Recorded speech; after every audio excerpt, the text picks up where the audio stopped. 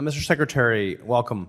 The 10-year Treasury is running around mid 4% range. Mortgage rates are still above 6%. And that's keeping monthly payments high and pricing would-be buyers out of the market.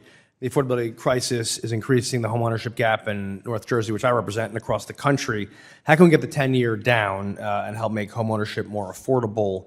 And that's what I'm really focused on. Well, the 10-year bond had its best year since 2020 last year, and we actually had a fiscal contraction in the budget. The rest of the G7 bond market went up in yield. So if we continue to... So you see a path where this, you think we'll continue to see it tick down, especially the long Well, run? I think we can do that, and that I believe that we have Oliver Wyman's numbers, not Treasury's. They say that what has been done with financial deregulation unleashes $2.5 trillion of lending capacity into the U.S. economy. So by creating more capacity, there is less of a competition for scarce funds. So we are decreasing scarcity.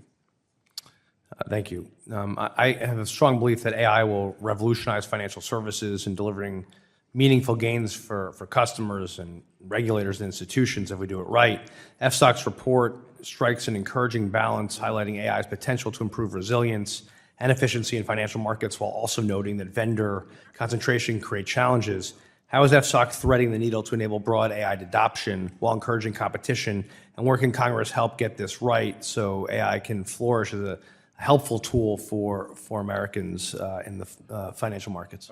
Good. I think it's important to work together, because what we see many times in these very quick technology cycles is the technology gets ahead of the regulation. So working together to keep the regulation in sync with the technology, whether it's for the financial system or for anywhere else.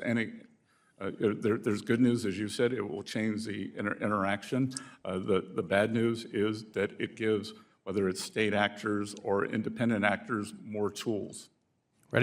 What are you doing internally at Treasury? Obviously, you spend a lot of time on the security side on the Treasury piece of it. What are we doing about that? Yes. So we have both at Treasury and then bringing in our private sector partners regularly. We do tabletop exercises in terms of what would happen if a malign actor got into the system. How can we reinforce that? As you may have read, before I arrived, Treasury itself was hacked. Yeah, I saw that. By, we believe, a state actor. So again, increasing resilience, being aware, and working with our private sector partners for best practices. Thank you. We're obviously seeing a combination of factors that historically make markets nervous, softer dollar with higher gold prices. Even if there are multiple drivers, those moves are often interpreted as investors seeking protection against policy uncertainty or concerns about U.S. fiscal and monetary credibility. They can also be early signals that global capital is demanding a higher confidence premium to hold U.S. assets. Are markets starting to price in a sustained shift away from U.S. assets, do you believe? And what are the specific indicators you watch to see if we're seeing that pullback from foreign investors? Yep. So what we see at Treasury is we saw record amount of foreign inflows. Despite the popular narrative, we saw a record amount of foreign inflows into Treasury auctions last year. This year, many of the auctions have traded through the prevailing price before the auction. So we are still seeing very good flow, and we are still seeing massive flows into U.S. equities. And as several of the congressmen said, we are seeing very substantial foreign direct investment. One of the things I'm concerned about, this week Reuters reported Disney saw fewer international visitors at its U.S. parks.